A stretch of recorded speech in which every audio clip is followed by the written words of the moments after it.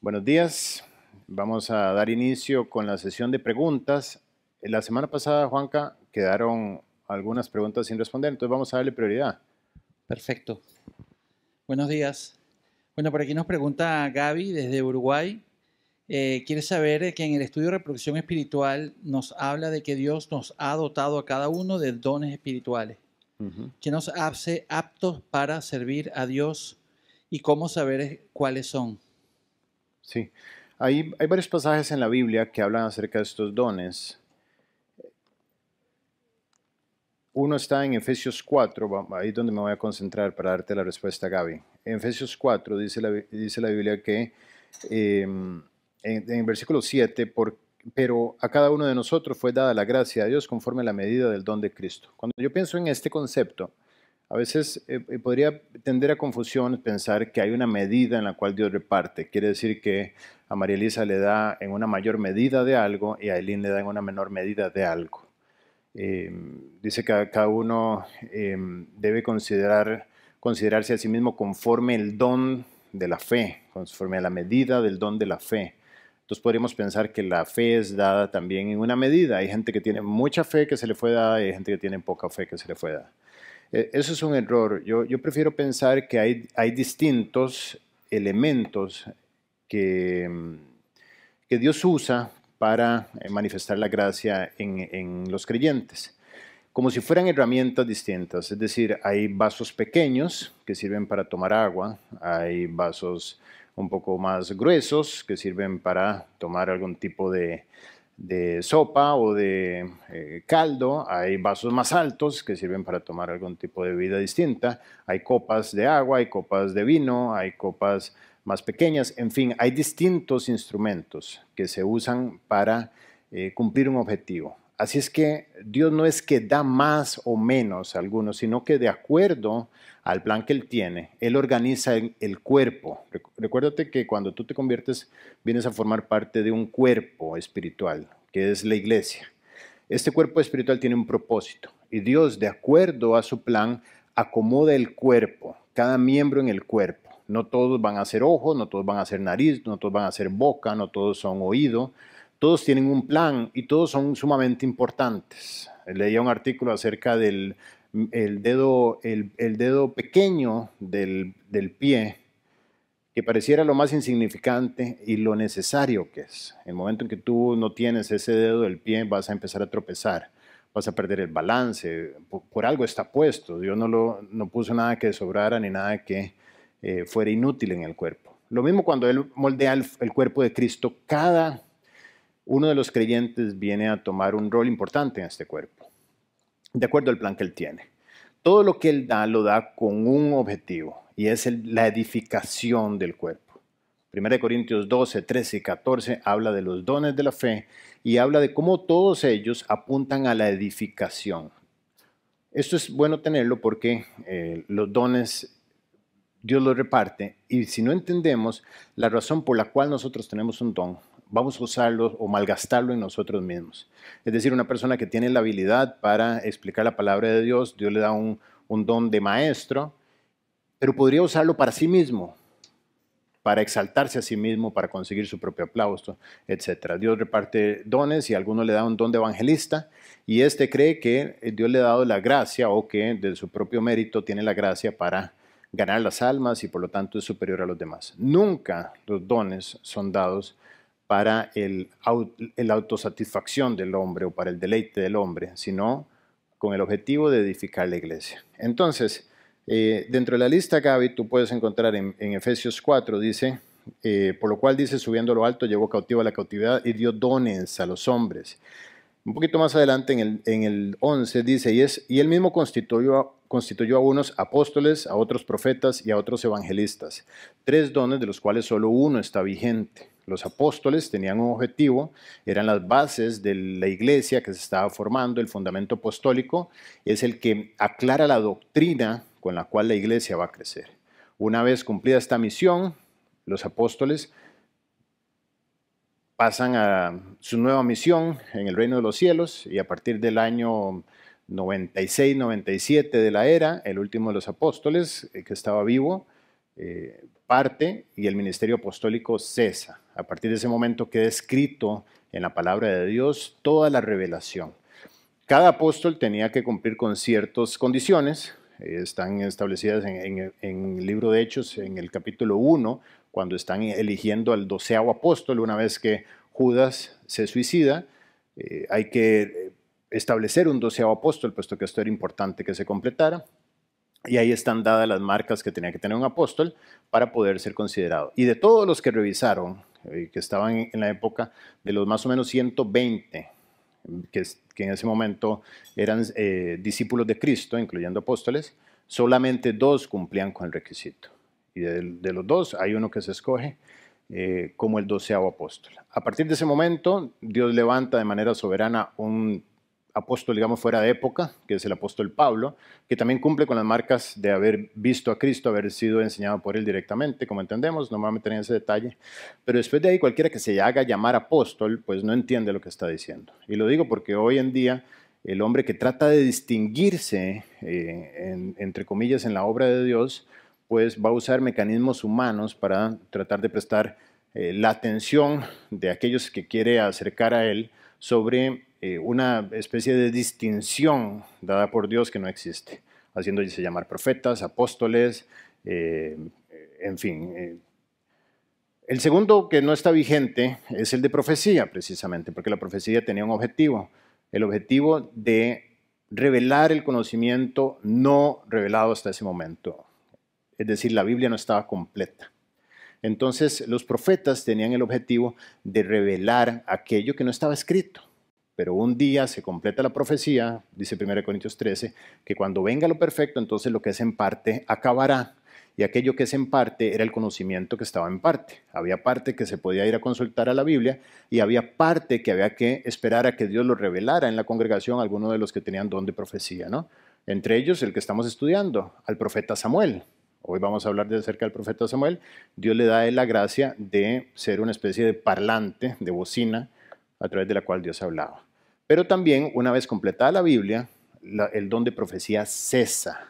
¿Okay? Eso también lo digo porque hoy en día podríamos encontrar falsas doctrinas donde se enseña que Dios todavía reparte y le da de repente el don a David de levantarse y decir, el Jehová me ha dicho, hermanos, que les diga que en esta congregación XY, y empieza a repartir palabra, ¿okay? Cosa que en la ignorancia, en la, digamos, ignorancia en el sentido de falta de conocimiento de la palabra de Dios, de los que lo escuchan, pues pueden tomarlo como algo que es válido y confundirse.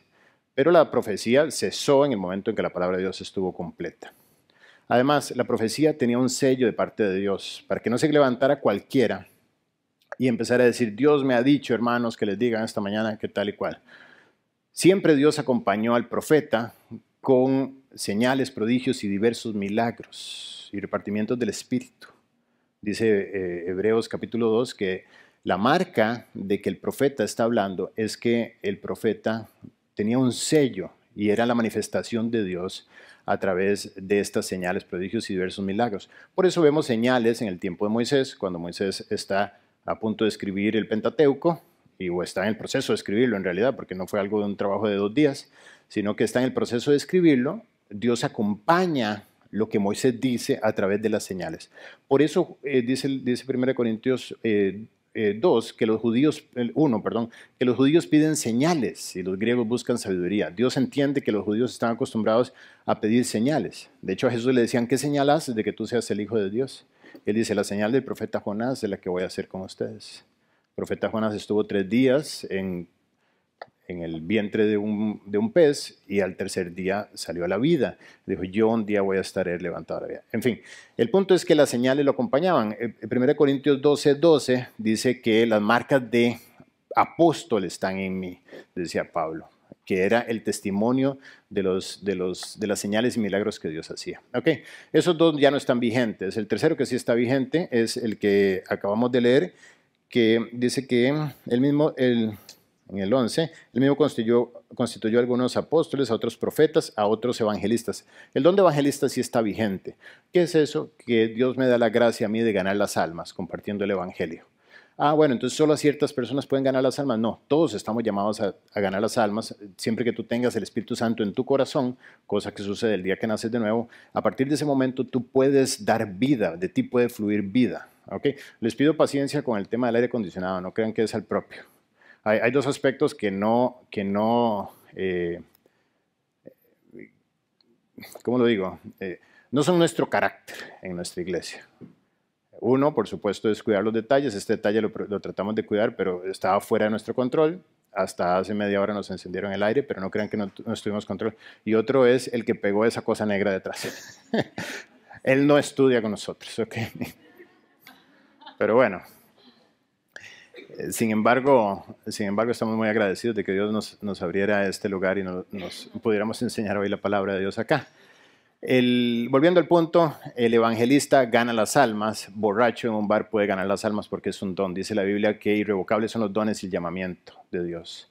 Una persona cuando nace de nuevo recibe el don de evangelista y puede ganar las almas aunque ande frío, aunque ande y vaya en contra su vida de la voluntad de Dios. Ahora, que ese fruto permanezca es otra historia, o que sea un fruto sano es otra historia. O sea, normalmente un fruto de un corazón que está mal va a venir a traer problemas. O sea, no va a aportar en el reino de Dios, va a venir más bien a drenar y a causar una mala cosecha.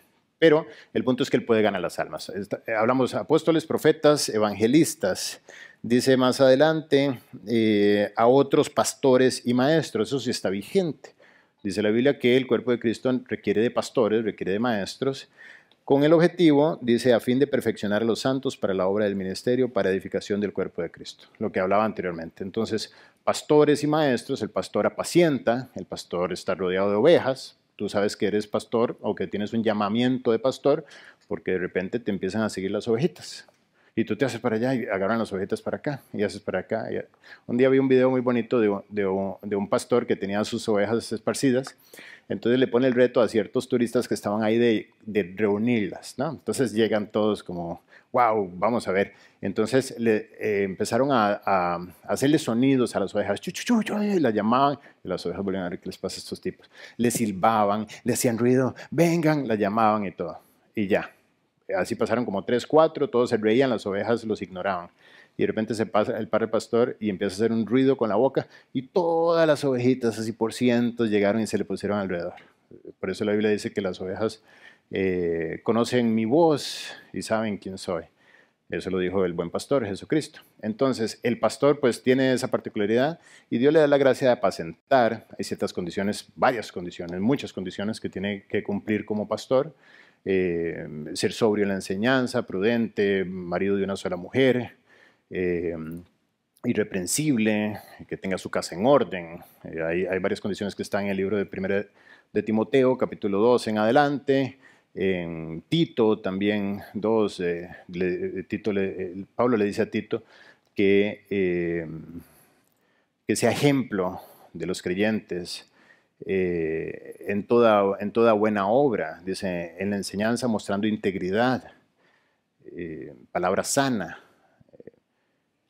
que sea irreprensible en todo lo que hace, que no se amedrente, que nadie tenga en poco su ministerio, en fin, que entienda que está ejerciendo un trabajo muy digno. En fin, es un llamamiento que Dios hace precisamente porque hizo una promesa y le dijo al pueblo que le daría pastores de acuerdo a su corazón, que los apacentaran con la verdad y que les ayudaran a crecer.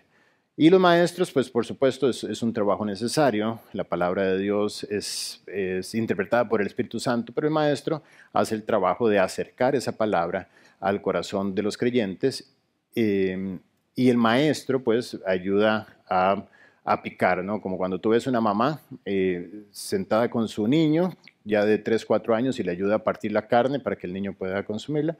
El maestro tiene esa gracia de Dios. Tú sabes que alguien tiene un don de maestro porque cuando le habla a sus ovejas acerca de lo que enseña, las ovejitas empiezan a nutrirse y ya tú las ves espiritualmente más gorditas, sanas y con mayor energía y saliendo adelante, ¿no? Es un ministerio, un llamamiento maravilloso, un don maravilloso. En fin, en Romanos 12 también, Gaby, puedes ahí descubrir ya en tu tiempo, meterte y estudiar esto.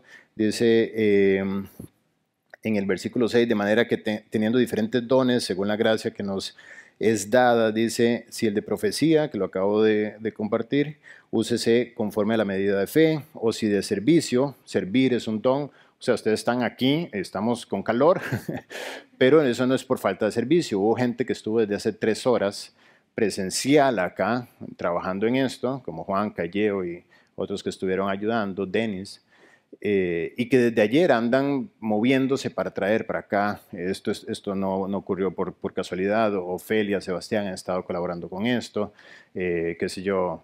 Bueno, cada uno de ustedes, no quiero dejar a nadie por fuera, ni tampoco es un agradecimiento público, solamente para que entendamos que las cosas ocurren porque Dios pone en el corazón de ciertas personas involucrarse y colaborar y servir. El servicio es un don.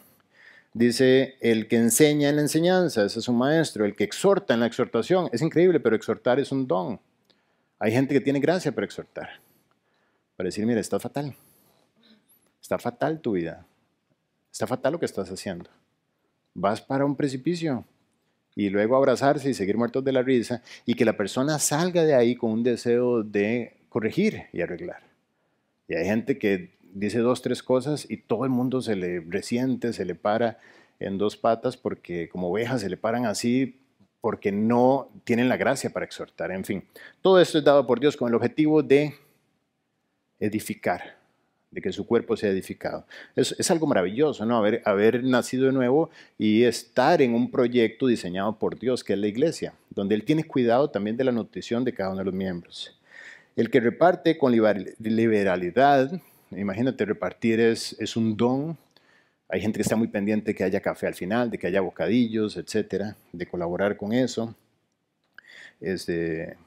Tenemos un fondo de becas administrado por nuestra iglesia, donde estamos bendiciendo como iglesia a un par de estudiantes que están recibiendo este precioso beneficio de alguien que reparte con liberalidad, no como diciendo, no, pero ya va, ¿y por qué solo en ellos piensan y no en mis hijos, por ejemplo? Que reparte con liberalidad, es un don. El que preside con solicitud, el que hace misericordia con alegría. En fin, hay diversos dones, también puedes estudiarlo, Gaby, en 1 Corintios 12, ahí está otra lista de dones, y hay un estudio de nuestro set de estudios de discipulado que se llama Un camino aún más excelente, que ese estudio habla también de los dones de la fe. Y yo creo que, Juanca, tú no lo tienes, ¿verdad? No, entonces, Gaby, tú no lo vas a tener porque tu maestro no lo tiene, sino que hay que esperar. La espera no es un don, pero sí es parte del carácter de un creyente. ¿Ok? Bueno, gracias. Hay 2 preguntas allá. Hay preguntas aquí en el salón. Bien, vamos a darle espacio a ver quién me va a ayudar. ¿Dónde está Patrick? ¿Dónde está Patrick, el microfonero? ¿Ah? Eso es el don de servicio, voluntario. Ok, levanten la mano, a ver, ¿quién tiene preguntas? Ok, a ver, dáselo ahí a María Margarita, ¿verdad? Sí, María Margarita, eso. Ya sabes la técnica, la presionas hasta que te vuelva el micrófono. Buenos días. En Génesis 32 no me queda claro la lucha de Jacob con el ángel de Peniel. Ok, perfecto. Bueno, otra pregunta. Bueno, es la situación que se presenta, vamos a verlo desde la perspectiva espiritual, la situación que se presenta entre el creyente que está harto de su vida, bueno, el ser humano más bien que está harto de su vida, de huir de su vida. Viste que Jacob huyó de su padre y de su hermano Esaú. ¿Por qué? Por engañarlos, por eso se llama Jacob. Huye tras el mal consejo de su madre. Su mamá le dice, vete a refugiar donde tu tío Labán. Y cuando llegan donde tu tío Labán, él te va a ayudar. Bueno, resulta que llegó a donde el tío Labán y una regla de todos los engañadores. Un día se encontrarán un engañador mayor que ellos. ¿Ok?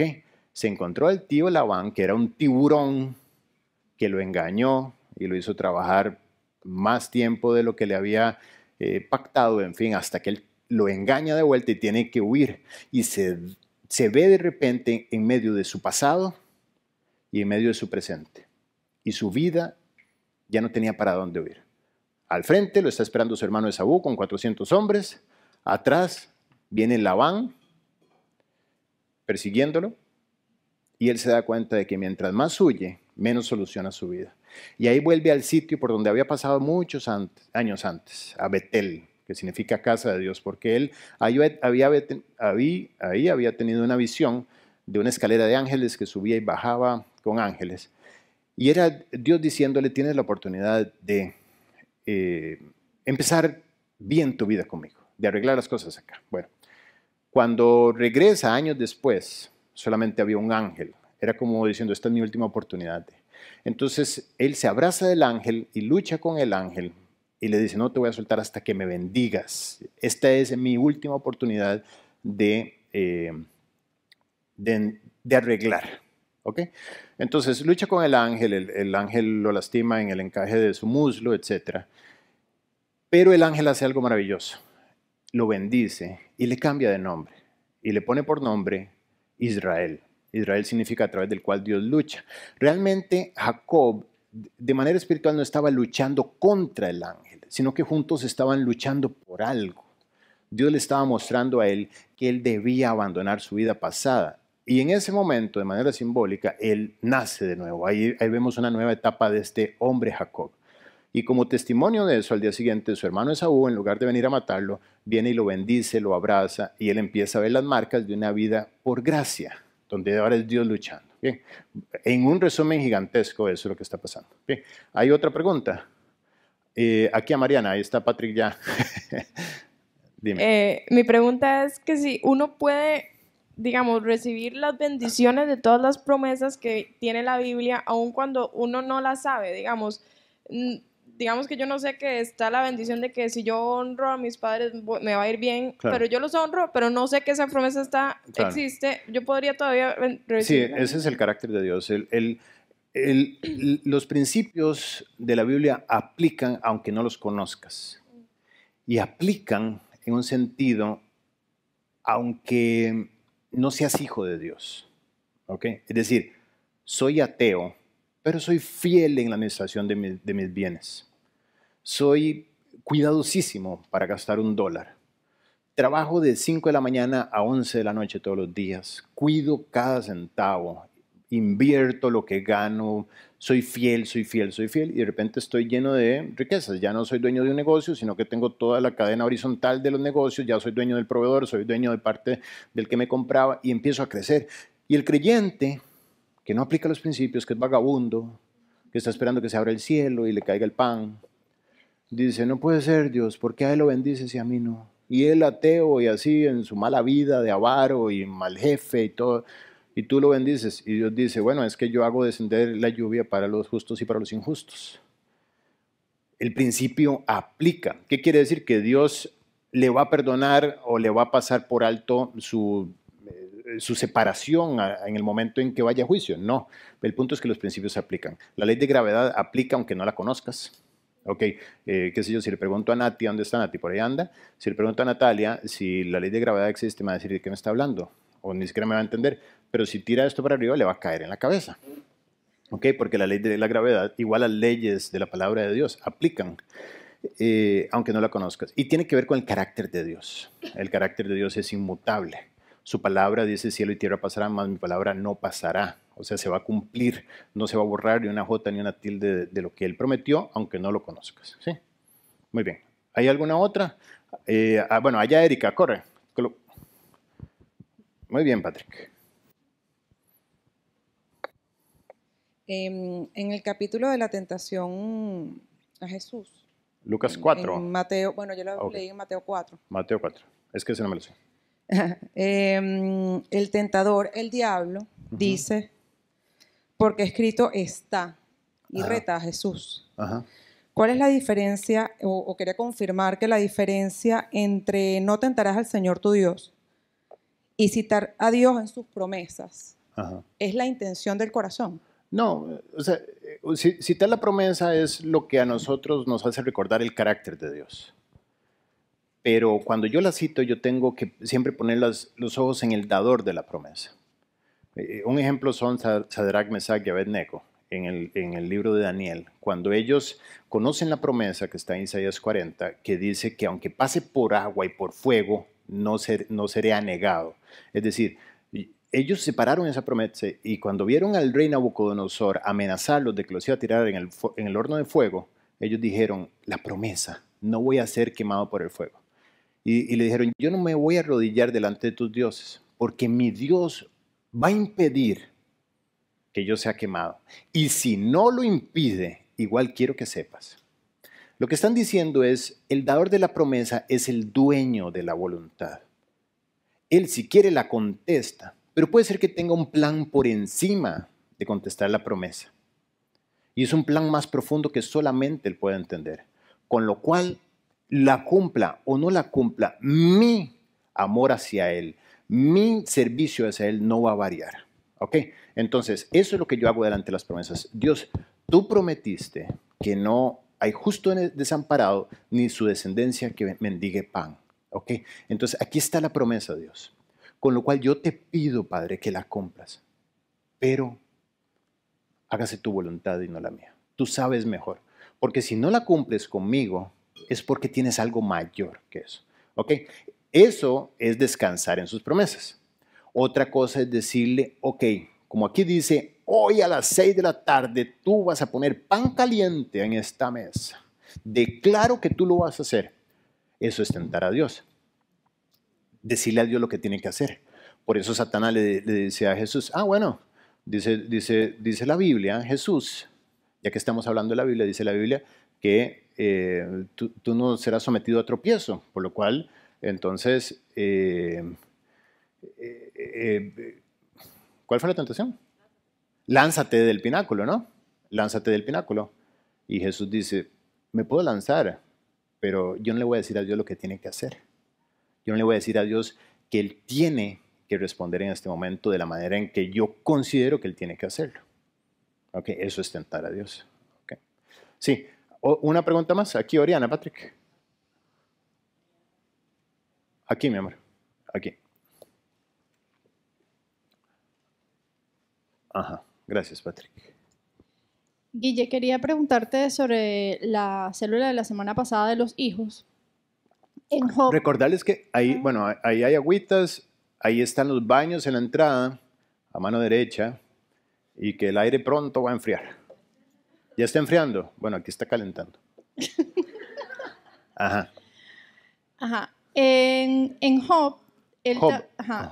Él hacía sacrificios por si sus hijos habían cometido iniquidades. Y yo me preguntaba si eso también no era y por todo lo que después Job vivió, y sabemos que Dios también trabajó pues en el corazón de él, de alguna manera él también no estaba siendo como Elí, que no estaba siendo estorbo para sus hijos, o nosotros como padres podemos pedir perdón por los pecados de nuestros hijos.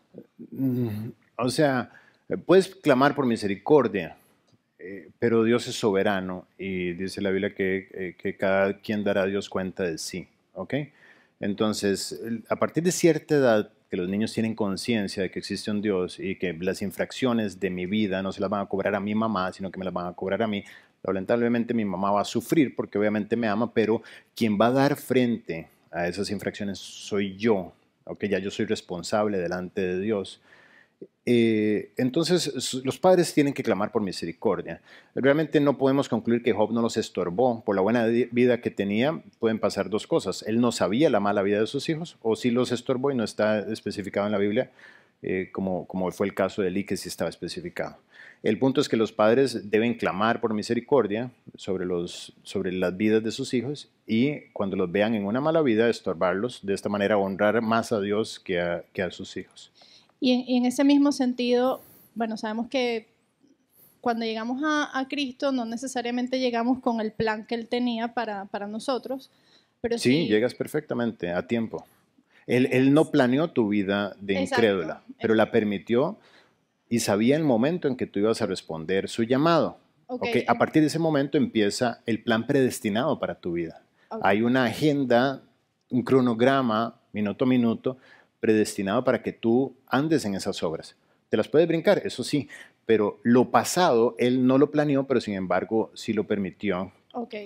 Entonces, ¿cómo hacemos nosotros cuando llegamos a Cristo y nuestros hijos ya están grandes para corregirlos? Para corregirlos. Bueno, sí, llega un punto. Oye, Samantha, ¿qué hiciste?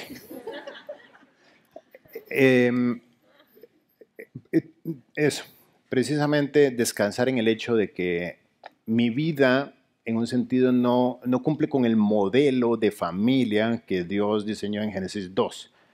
Soy madre soltera, pero bueno, dice la Biblia que si alguno está en Cristo, nueva criatura es. Las cosas viejas pasaron y aquí todas son hechas nuevas. Ok, Dios, hoy soy nueva criatura, pero resulta que tengo una niña de 13 años, 12.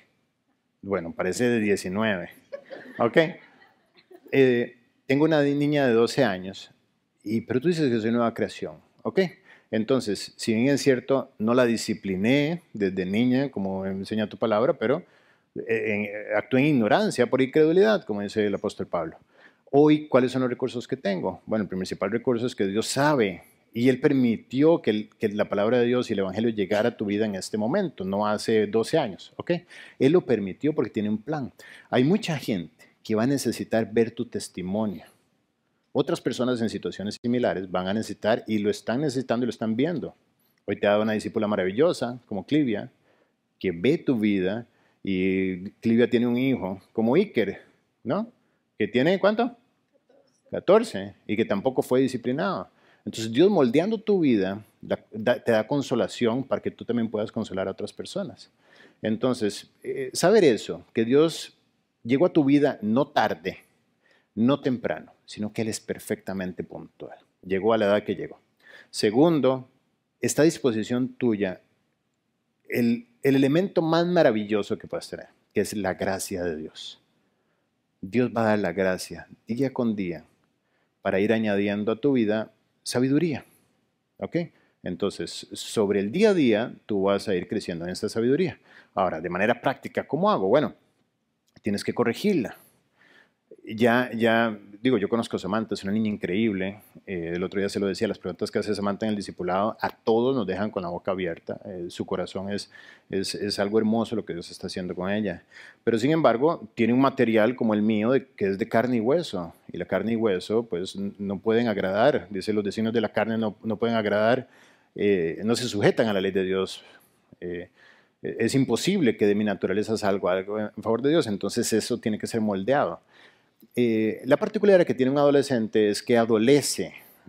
Fue niño toda su vida y ahora ya no es niño, pero tampoco es lo que va a ser un adulto. Entonces está en una etapa de transición donde tiene que dejar de ser ese niño y empezar a ser ese adulto. Entonces los padres tienen que también cambiar en ese proceso. Los padres también adolecen en ese proceso. Adolecen de la capacidad de entender que ya no tienen un bebé, que era muy sencillo corregirlo, y ahora tampoco tienen un adulto, que es muy sencillo darle instrucciones a un adulto, sino que tienen una mezcla intermedia. Entonces el padre tiene que tener claro de que la Biblia dice que no erréis, Dios no puede ser burlado, porque todo lo que el hombre sembrare, eso también segará. ¿Ok? Entonces los padres tienen que enseñarle a los hijos que hay una ley de siembra y cosecha.